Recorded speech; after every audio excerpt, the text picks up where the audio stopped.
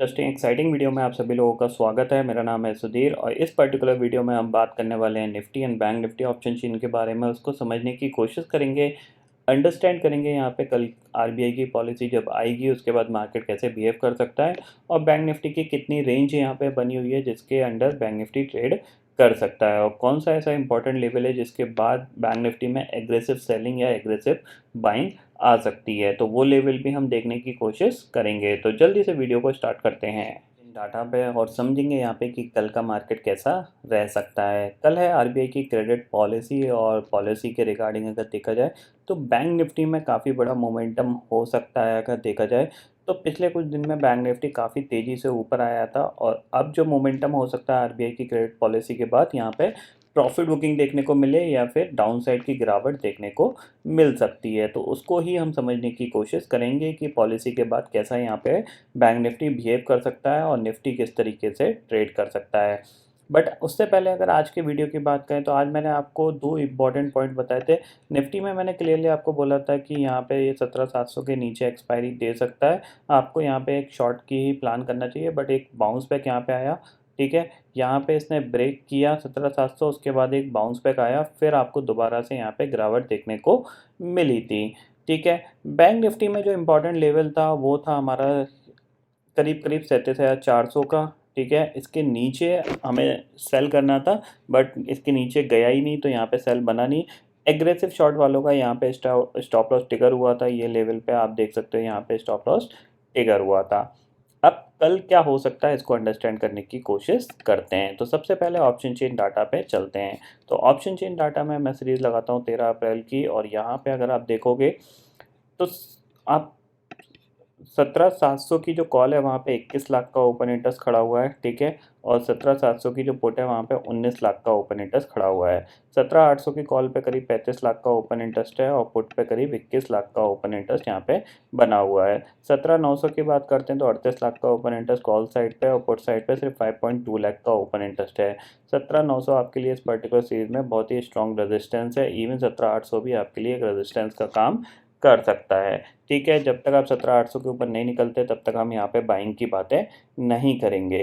17,700 के नीचे Nifty close हुआ है तो 17,600 की कॉल पे फिलहाल अभी आपको कोई ओपन इंटरेस्ट नहीं दिख रहा है, 4.8 लाख का है बट पुट पे आपको 14 लाख का ओपन इंटरेस्ट दिख रहा है। 17,500 के नीचे निकले तो एग्रेसिवली शॉर्ट बनता है यहाँ पे, ये चीज़ आप क्लियरली समझ लीजिए। 17,800 के आसपास निफ्टी रेजिस्टेंस फेस करता है तो इस पर भी आपको ध्यान रखना चाहिए। अब बात कर लेते हैं निफ्टी के चार्ट की। तो चार्ट पे हम स्ट्रक्चर देखते हैं कि किस तरीके का स्ट्रक्चर निफ्टी का बन रहा है। तो करेंटली अगर हम डे चार्ट पे देखें निफ्टी को तो कुछ ऐसी सिचुएशन दिखाई देगी जी कि हमें यहाँ पे एक स्ट्रॉन्ग मूव मिला। स्ट्रॉन्ग मूव के बाद हम ये धीरे धीरे उस मूव को डाइल्यूट कर रहे हैं। अब ये मूव आया था अराउंड अगर देखा जाए 17,500 तक, तो हम इसी लेवल तक आ सकते हैं। कल का ट्रेडिंग सेशन हो सकता है कि हम एक और 100 पॉइंट की गिरावट दिखा दें।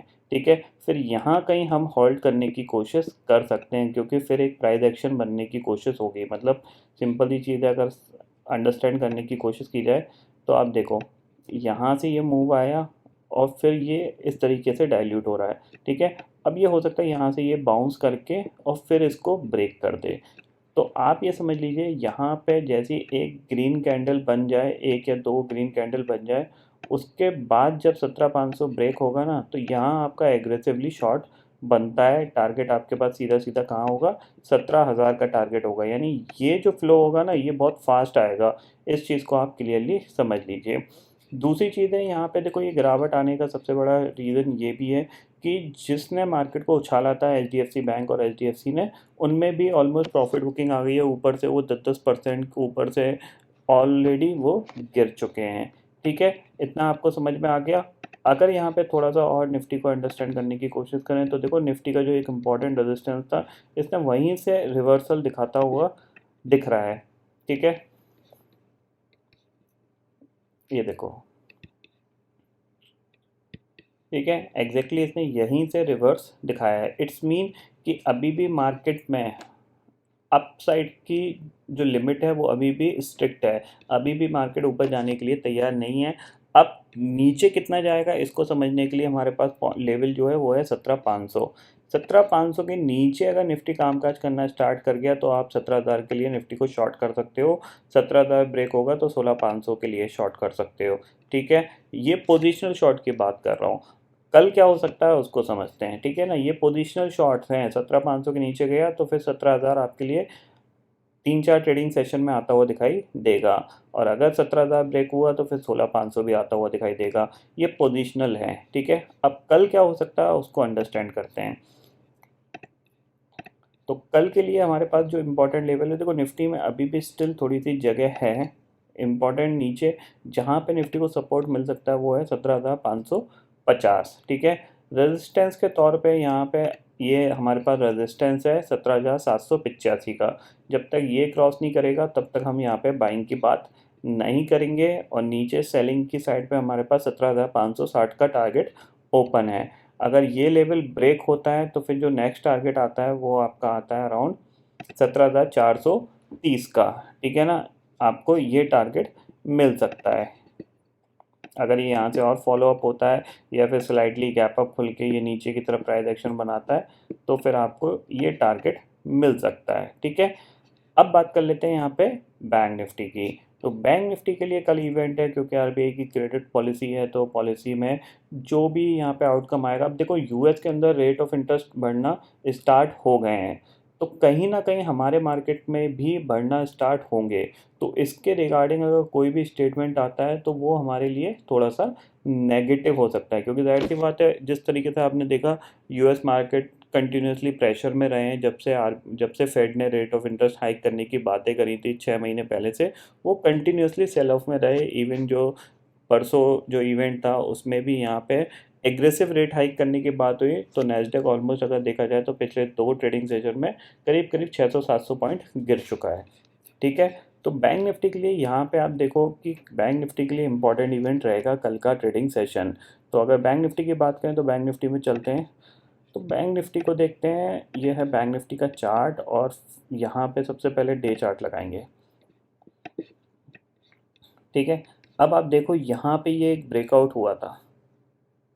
ठीक है, इसने एग्जैक्टली आज का जो रेजिस्टेंस था इसी लाइन के आसपास इसने लिया है। ठीक है, आप देख सकते हो ये इसी के आसपास इसने रेजिस्टेंस लेके दोबारा से नीचे आ गया, यानी ये जो ब्रेकआउट हुआ था जहाँ पे ये होल्ड कर रहा था अब ये रेजिस्टेंस बन गया है। ठीक है, तो अब कल क्या हो सकता है, सिंपल सी चीज़ है, कल के लिए वही इंपॉर्टेंट लेवल है जो आज है था 37,400 का। 37,400 के नीचे निकलता है बैंक निफ्टी तो हम यहाँ पे सेल करेंगे। पहला टारगेट हमारे पास सीधा सीधा ये गैप है जो कि है 37,200 पे, और जैसे ही ये ब्रेक होता है तो नेक्स्ट टारगेट जो है वो है आपका 36,800 का। ठीक है ना, तो कल क्योंकि पिछले 2 ट्रेडिंग सेशन में बैंक निफ्टी कंटिन्यूसली कंसोलिडेशन कर रहा है, आप देख रहे हो थोड़ा सा वॉलेटाइल कंसोलिडेशन है। ऑलमोस्ट जहाँ खुल रहा है ये इसी के आसपास क्लोज हो रहा है, जहाँ ये खुल रहा है उसी के आसपास ये क्लोज हो रहा है। ठीक है, तो कल एक ट्रेंडिंग मूव बन सकता है। अगर नीचे की तरफ ट्रेंडिंग बनेगा तो डेफिनेटली मैं सेल करूँगा, क्योंकि नीचे ऊपर आप देख रहे हो यही एक मूवमेंट था, उसके बाद ये कंटिन्यूसली इसने धीरे धीरे धीरे धीरे ये नीचे ही आ रहा है। तो कल ये एग्रेसिव सेलिंग दिखा सकता है, क्योंकि अभी तक बैंक निफ्टी में एग्रेसिव सेलिंग नहीं आई है, बिकॉज ऑफ गैप डाउन के चलते मार्केट साइडवेज चला जाता था। तो अगर कल फ्लैट खुलता है या फिर स्लाइटली गैप अप खुलता है और नेगेटिव प्राइस एक्शन बनाता है तो एक ट्रेंडिंग मार्केट बन सकता है। ठीक है, ऊपर जब तक 36,800 नहीं निकलता तब तक यहाँ पे बाइंग का कोई फ़ायदा नहीं है, क्योंकि 36,800 ही आपके लिए एक रेजिस्टेंस का काम करेगा।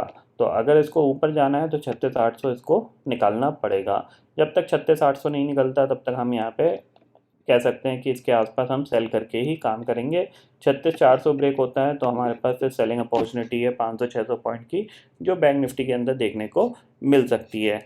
अब सेलिंग किस में आएगी ये भी आप समझ लीजिए। देखिए ऑलरेडी एचडीएफसी बैंक जो 10% भागा था वो गिर चुका है। ठीक है, अब सेलिंग आएगी जस्ट लाइक एक्सिस बैंक हो गया, एसबीआई हो गया, आपका आईसीआईसीआई बैंक हो गया, इनमें सेलिंग आएगी और एचडीएफसी बैंक कहीं ना कहीं होल्ड करने की कोशिश करेगा। तो इसीलिए थोड़ा सा आपको यहाँ पे सावधान रहना है और इसी चीज़ का अंडरस्टैंडिंग का फ़ायदा उठाना है अगर लेवल ब्रेक होता है। ठीक है, एक बार देख लेते हैं ग्लोबल मार्केट कैसा कामकाज कर रहे हैं तो उसको भी अंडरस्टैंड कर लेते हैं। तो करेंटली ग्लोबल मार्केट की बात करें तो हम डाउ फ्यूचर फ्लैट है, नैस्डैक फ्यूचर भी करीब 64 पॉइंट ऊपर कामकाज कर रहा है। ये नेगेटिव थे, नेगेटिव से थोड़े से पॉजिटिव कामकाज कर रहे हैं, बट स्टिल अगर देखा जाए तो लास्ट ट्रेडिंग सेशन में नैस्डैक में करीब 2% की गिरावट आई थी, उससे पहले भी 2% की गिरावट आई थी, तो 4-5% वो ऊपर से गिर चुका है। तो थोड़ा सा यहाँ पे कह सकते हैं हम कि बैंक निफ्टी पे हम फोकस करेंगे। मार्केट या तो नेगेटिव जा सकता है या फिर थोड़ा सा साइडवेज रह सकता है। पॉजिटिव तभी रहेगा जब ग्लोबल मार्केट में आज अच्छा खासा उछाल देखने को मिले। अगर नहीं देखने को मिलता है तो ऊपर के लेवल पे यहाँ पे सेलिंग प्रेशर बना रहेगा। ठीक है, ये सारे पॉइंट आपको यहाँ पे समझ में आ गए होंगे। तो आई होप दोस्तों ये पर्टिकुलर डाटा आपको समझ में आ गया होगा। दोस्तों फिलहाल इस वीडियो में इतना ही है। आई होप ये वीडियो आपको पसंद आएगा। वीडियो पसंद आता है तो लाइक और शेयर ज़रूर करिएगा और चैनल को जो सब्सक्राइब कर लीजिए, क्योंकि मैं सुधीर लेके आता रहूँगा हर दिन आपके लिए नए नए वीडियो। इसी के साथ शुक्रिया दोस्तों, जय हिंद।